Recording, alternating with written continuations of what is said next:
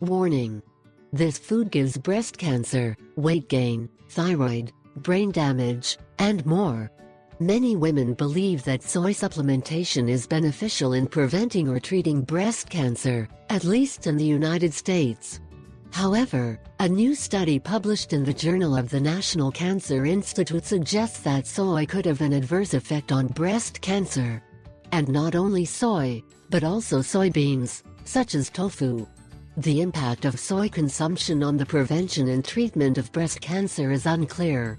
This research shows that the administration of soy supplements alters the expression of genes associated with breast cancer, raising concerns that soy could have adverse effects on these tumors. Soybean may exert a stimulating effect on breast cancer in a subgroup of women. To clarify this issue, Moshe Shaikh, Department of Medicine at Memorial Sloan Kettering Cancer Center and Weill Cornell Medical College, USA, and colleagues conducted a randomized placebo-controlled study of the effects of soy supplements on gene expression and markers of breast cancer risk among women diagnosed with invasive breast cancer.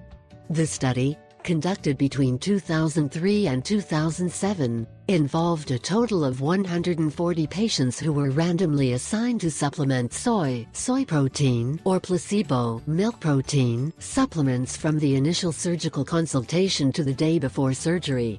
Tumor tissues were then analyzed for diagnostic biopsy, pre-treatment and at the time of resection, post-treatment, and changes were observed in several genes that promote cell cycle progression and cell proliferation among women in the group soy.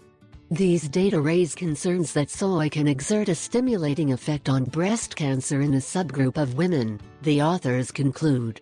Soy can not only promote breast cancer, but also increase weight, thyroid and brain damage. Great care.